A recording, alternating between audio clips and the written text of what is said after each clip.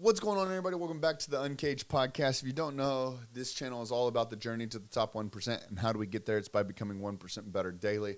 So today I'm going to piece together a couple different episodes, a couple different conversations, a couple different perspectives, all based around like success. And I know we've recorded episodes in the past about like you just don't want it bad enough. So like I don't want to reiterate a lot of the things, but part of this is just going to be, I don't want it to seem like it's beating a dead horse, but some of these things need to be driven home, right? And I don't know what it is about where you were when you heard that episode, or maybe you haven't, where you are today, what kind of mindset you're in, what kind of puzzle pieces have fallen in place so that this becomes, one of the final ones. But we talk about a lot of the same values, and we have the same mission in Uncaged. That has never changed. So you'll hear some of these ideologies over and over and over again, and the idea is that hopefully one day that it's that missing piece that you need in order to complete this masterpiece. And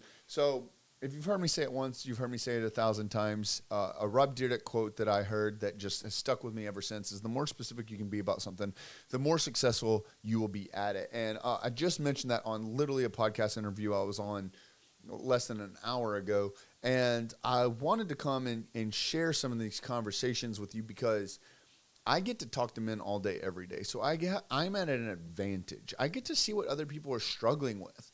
And when I get to see all these different opportunities for other people to improve their current situation, it either reinforces it inside of my own mind or gives me a different process on how to overcome these obstacles that I maybe didn't have in my arsenal prior. And so, I've already recorded an episode that's like, you just simply don't want it bad enough. And part of that concept came to light inside of the interview is, if you could imagine yourself, and I'm talking, you can imagine everything that you hoped and dreamed for in your dream life as being like a reality. Understanding that this is legitimate, that this is an opportunity that you specifically have, when you can actually believe that. Because I think a lot of times we're not fully bought into our own dream life. We talk about dream life all the time inside of Uncaged. If you've been through the 30-day challenge, like day one is the whiteboard scenario. Day one is you mapping out your own dream life. So if you haven't gone through the 30-day challenge, I cannot be convicted enough when I say you need to fucking go through it. But a lot of people, I feel, and whether it's imposter syndrome, whether it's success guilt, whether there's some other psychological phenomenon going on where they wrote it down, it's on their whiteboard, they've got it, as a vision map or a vision board, it's there, all the little nice glued on pieces, but they still see it every day and just don't quite believe it yet. They can't fathom this being a reality. And I think that that's where we need to back ourselves up and start to understand that the dream life that you want can be a reality. It is a reality for someone else. And it will be reality for someone in the future. Why not it be you? And, obviously with everything that we do, we talk about morals, ethics, values, things of that nature. Like, we still want to stand behind that. But if you were to say that in the future, your dream life, someone else will be living, why can't it be you? Why would someone else succeed at it and you fail, and y'all have the same 24 hours in a day? Y'all have the same next 10 years to prepare, or 9 or 8 or 5 or 3 or 6 months, or however long you have your dream life built out for. And, part of this concept is understanding time. And understanding time as opportunities and seeing it as a value and not a liability. And what I mean by that is, we are stuck in an overnight success world where we see a bunch of these people that fake it till you make it on social media, and they have this ingrained in us that there are opportunities out there that will get you to your dream life immediately. And when those don't happen, or when you feel undervalued to be able to even put your hat in that ring, or whatever the case is, you go from shiny object to shiny object to shiny object, getting shut down, getting shut down, getting shut down, to the point where you never have anything to show for it. Maybe it's been 6 months, a year, 2, 3, 4, 5 years that you've been chasing these shiny objects, and gone from one overnight success dream to the next, to the next, to the next. All the while, you're all still at day zero on something. Whereas if you had gotten clear or specific about it prior and actually built your dream life, you'd be on, day 842 or day 10,017, whatever that looks like. You will have already headed down that journey. And again, part of that is just because we don't really understand. And, we talked about it on the roundtable call, this week. We are in a very interesting time in our life when it comes to shiny objects and overnight success and stuff like that, because just only 2 short generations ago, our grandparents worked for the same fucking company from the time they started working at 11, 12, 13, 14, 15 till they fucking retired, right? Some people literally got in 30, 40, 50, 60 years with a single organization. Whereas today, I've probably got more businesses on my resume than than were organizations in my grandfather's town, that he even had access to. And that has created a lot of opportunities for us to instill into us that bouncing from, opportunity to opportunity made sense for us. And now, I don't want to get into it because, like I said, I jumped around a lot myself inside the corporate world. And I was always taking new opportunities that were going to take me to the next level. However, the translation that I'm looking for here for this conversation specifically is jumping from complete new idea to complete new idea to complete new idea, chasing that immediate satisfaction versus prolonging that gratification, right? Delayed gratification. And what I mean by that is it depends on who you have a conversation with and how this translates, if I'm being honest. Because some people, will tell you that you need to be building a legacy that you'll never see, right? And there's some very smart people that have said that, some people that you would consider very wealthy. And here's where some of that argument comes in line, right? It's easy for someone, and I'm talking about, statistically speaking, it's easy for someone to say, like, oh, yeah, bro, like, you just need to be focused on building a legacy that you'll never even know exists, when you already have 7, 8, or even 9 figures in assets or in the bank account, whatever the case is.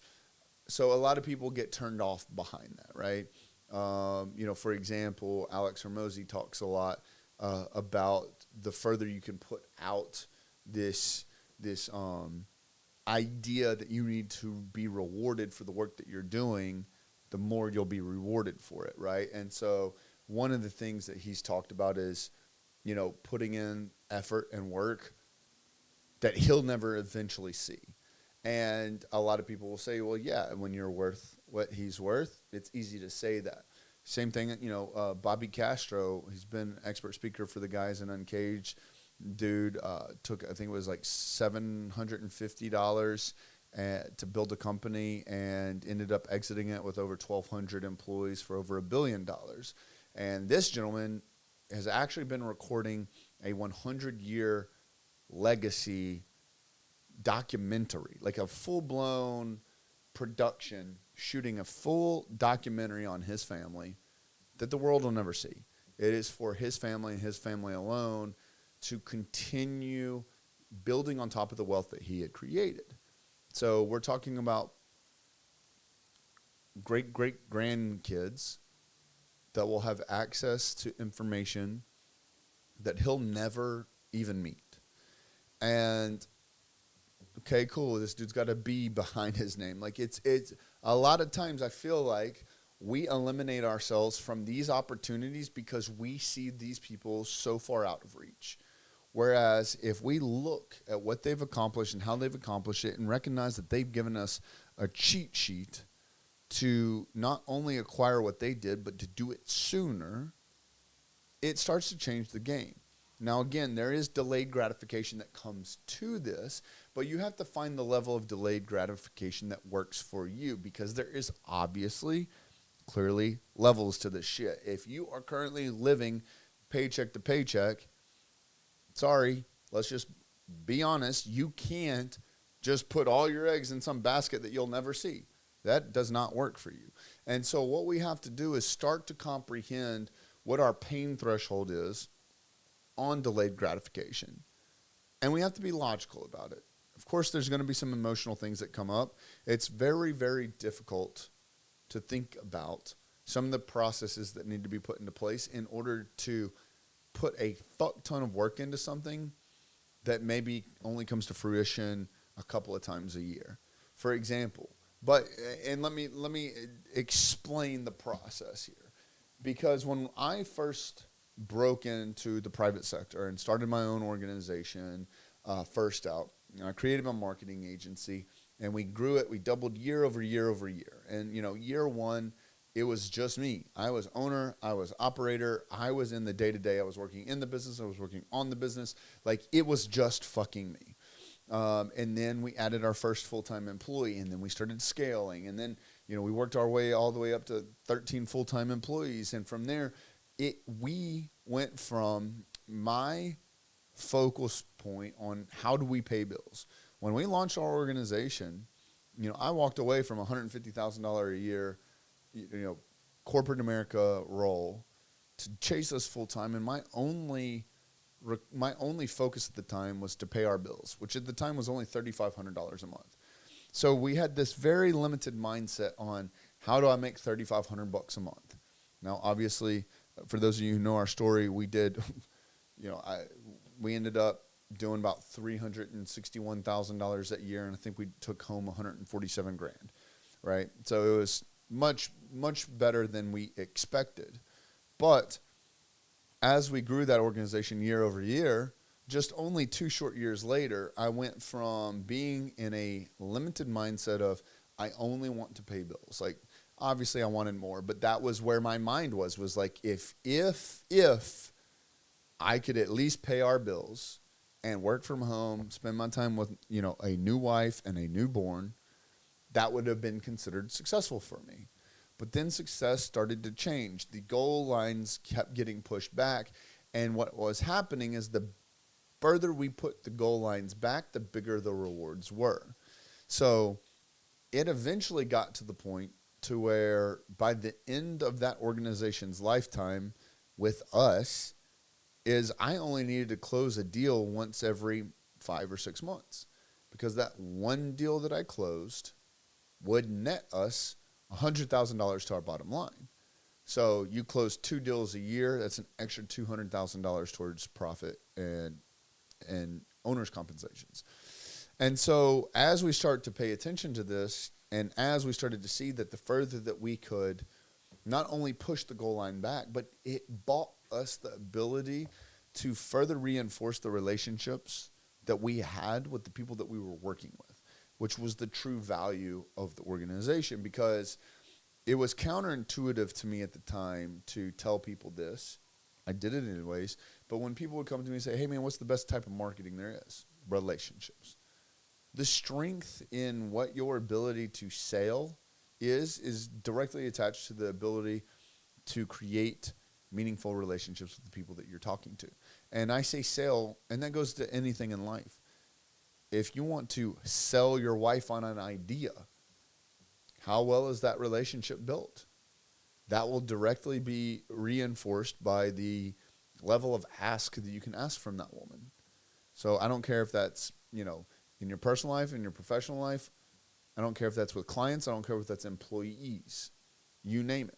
But it all comes down to the type of relationship that you're having. And so throughout this process, we started to understand that building out these audacious goals, closing one whale of a client that, typically would pay us between $20,000 and $30,000 a month. What does that look like? What do we need to be doing to acquire that? Because that was all a puzzle piece to the biggest goal, which was our revenue targets that we had year over year, which was doubling annually, which is very fucking audacious. But we took that audacious goal. We are very specific on it, on how many different clients do we have to acquire to be able to get that? What types of services do they need to be have? What are they willing to do in order to ensure that they are the right client for us? There was all these different things that we had to check off on, but these things took time. But we were finally at a point where we could spend that amount of valuable time pouring into those opportunities.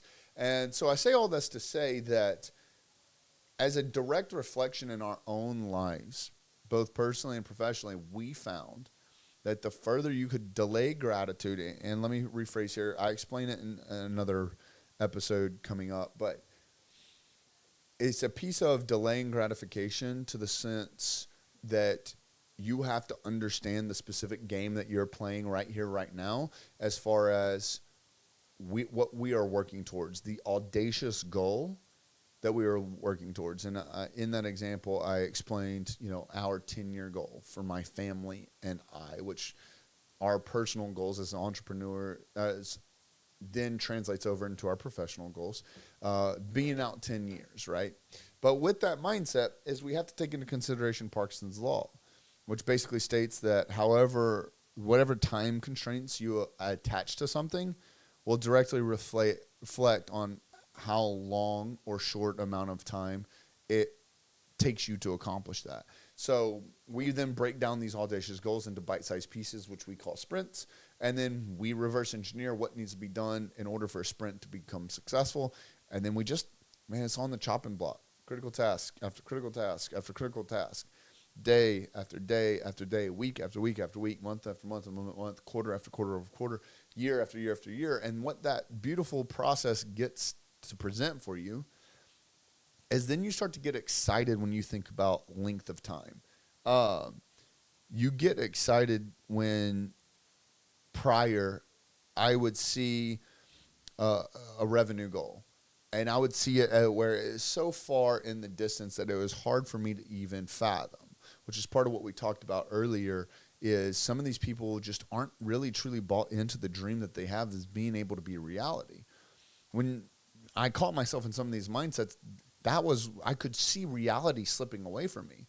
Such an audacious goal, whatever it was. And it almost didn't feel real. Whereas what we had to do is say, cool, what do we have to do to acquire that goal? How can we turn that into a mathematical problem? Once we did that, then we just turned everything into a critical task. And so that we knew that over time, if we got enough critical tasks accomplished, this would become reality. It was inevitable. It's in black and white. It becomes data at that point.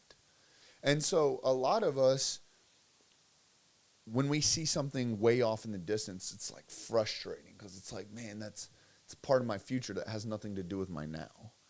And I think that that's part of what I want you to take away from this call with, is understanding that the time between now and your dream life, that is all full of the opportunities that you have.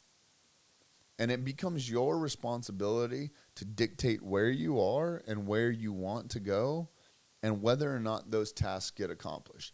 Because if we are to get very specific about our dream life and what those goals are and what is accompanied inside this bubble at the top of our whiteboard, if we can truly comprehend that we have the ability to achieve that, then all that is left is exactly what we walked you through on the whiteboard scenario, which is day 1 of the free 30-day challenge, is to come up with the action steps to get there.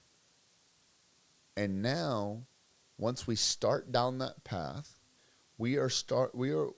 this becomes a workout, where at first we want to see rewards to the work that we reap that day. And then we push it out to every 48 hours, and then every 72 hours. And then it goes to every week, and then every month. And we are now starting to establish ourselves that when we look into the future and think about time, we don't view it as time wasted, but opportunities created. Because we know, I get excited sometimes because, we'll have something that maybe we had to say no to this year. And be like, hey, babe, we can't go on that trip this year, but we can next year. I get excited because I get to go back to my mathematical problem, which is our goals and forecasts, and literally see how much opportunity is between now and next year. Now, full transparency, I want to be better at this.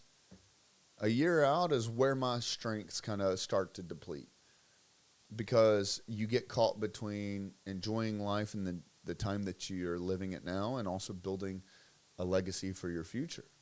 And so as we start to look at this, when we talk about doing something a year from now, I'm now finally at the point where I'm like, man, 12 months isn't that far away. It's starting to get excited about the things that are going to happen between now and then. Now, ideally, what I would like to think the reason why I don't look that much further out is because I do enjoy so much of the now. Like, I don't always want to be working for the future. I want to appreciate the moments that I have and the hard work that's gotten us to get here, and I want to be thankful. But then when we start to look at, cool, well, what happens in 5 years? Like, where does that put Heather, Lottie, and I? And I get excited because I understand that it is that much closer to our dream life that we have now gotten into full, descriptive, almost tangible specifics with. Is I've now really bought in that our future life is our reality. So it makes the work that we do today, even though a lot of the stuff that I do on a day-to-day basis, I know won't come to fruition or won't be compensated for years to come. But I know that myself, the team, everyone in Uncaged that's involved, if we keep knocking these critical tasks out one by fucking one, by fucking one, by fucking one, 1% better daily, 1% better daily, 1% better daily, I know that every day I make it through, that reality of our dream life becomes clearer and clearer and clearer. Every day, more in focus. Every day, more in focus. Every day, more in focus. That is me buying into this dream. And if you've heard all the episodes up till now, this is what it comes down to, is the opportunity to truly fucking believe in yourself, in your dreams, and finding a way to make it become reality. No one else is going to do it but you. But until you get fucking specific enough about it, it will never fucking come true. I hope you got something out of this. If you have any questions, please reach out. That's what we're here for. If you want to go through the free 30-day challenge and see how that might look for you, please ask myself, any of the pack leaders, any of the other VIP members. We'd be more than happy to point you in the right direction. I'd love to hear what you thought about this episode, and we'll see you next time. Peace.